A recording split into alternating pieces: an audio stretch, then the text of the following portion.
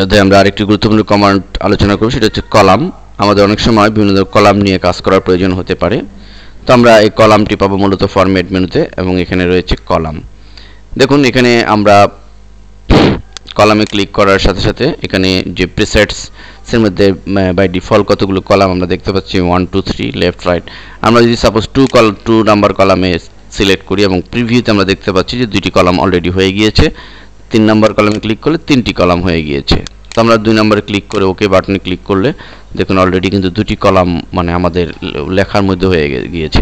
আমরা লেখার পূর্বেও এভাবে কলাম তৈরি করে তারপরে আমরা কাজ করতে পারি। এখানে আরেকটি বিষয় হচ্ছে যে আমরা যদি এরকম চাই যে আমাদের সাপোজ এই লেখার এই অংশটুকু 2 কলাম হবে, বাকিগুলো 1 কলামে হবে, এরকম চাইলে কিন্তু আমাদের লেখাগুলোকে প্রথমে সিলেক্ট করতে হবে, দেন ফরম্যাট মেনুতে ক্লিক এবং কলামে ক্লিক, এবং কলামে ক্লিক করে আমরা এখন দেখুন 2 কলাম দিচ্ছি। ফলে দাঁড়ালো এই যে ওই সিলেক্টকৃত অংশ কিন্তু 2 কলাম হয়ে গিয়েছে, বাকি কিন্তু 1 কলামে। এছাড়া আমরা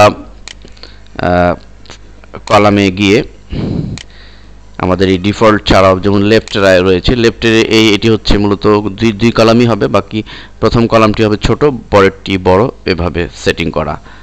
রাইটেও ঠিক তার উল্টোটি। এবং নাম্বার অফ কলাম ঘরে আমরা কলামের সংখ্যা বসিয়ে আমরা আমাদের ইচ্ছে মতো কলাম তৈরি করতে পারি। সাপোজ আমরা 6 দিলাম, দেখুন 6টি কলাম কিন্তু হয়ে গিয়েছে। তো এভাবে আমরা কলামের কাজ করতে পারি। এবং এখানে লাইন বিটুইন রয়েছে, তো মূলত লাইন বিটুইন ক্লিক করলে আমাদের 2টি কলামের মাঝখান থেকে একটা লাইন তৈরি হয়ে যাবে অটোমেটিক। আমরা যদি এরকম ডিভাইডেড লাইন তৈরি করতে চাই তাহলে আমাদের লাইন বিটুইনে ক্লিক করতে হবে।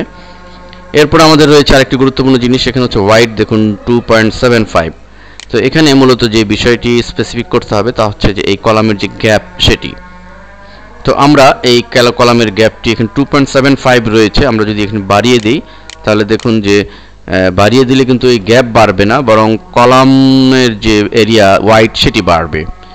এবং আমরা যদি এটি কমাতে চাই তাহলে কিন্তু দেখুন কলামের ওয়াইড কমে যাচ্ছে এবং গ্যাপটা বেড়ে যাচ্ছে। আমাদের যদি কাজের প্রয়োজন এরকম হয় তখন আমরা এই ওয়াইডের মাধ্যমে এটিকে আমরা এভাবে বাড়িয়ে কমিয়ে দিতে পারি। ঠিক স্পেসিং যেটি রয়েছে, স্পেসিংয়ের মাধ্যমে আমরা মূলত এই যে স্পেসিং এটি আমরা বাড়াতে কমাতে পারি। দেন ওকে বাটনে ক্লিক, ফলে আমরা অলরেডি এর আউটপুট দেখতে পাচ্ছি। তো এভাবে আমরা আমাদের কলাম নিয়ে যখন কাজ করব তখন আমরা এভাবে আমাদের কাজ করতে পারি। আমরা অনেক সময় কাজের প্রয়োজন এরকম হয় যে সমস্ত কলামগুলো 2 কলামে, যেমন সাপোজ কলাম আমি 2 কলাম করছি, শুধুমাত্র হেডিংটি 1 কলামে, তাহলে আমাদের যা করতে হবে আমরা 2 কলামে লিখে সমস্ত লেখা লিখব, দেন শুধু হেডিংয়ের জন্য যে লেখাটি এটি সিলেক্ট করবো এভাবে ফরম্যাট মেনুতে গিয়ে কলাম, এবং এটা আমরা 1 দিয়ে দিব, 1 কলাম। দেখুন অলরেডি শুধু 1 কলামে হয়ে গিয়েছে, এবং আমরা এটিকে প্রয়োজনে হেডিং যেহেতু আমরা আরও বড় করে দিতে পারি, এবং আমরা সেন্টার করে দিব, বোল্ড করে দিব, আন্ডারলাইন করে দিলাম। তো মূলত এভাবে আমরা কলাম এর মাধ্যমে আমরা আমাদের লেখার মধ্যে যে সমস্ত কলামের কাজ করতে হয় তা আমরা সম্পাদন করতে পারি।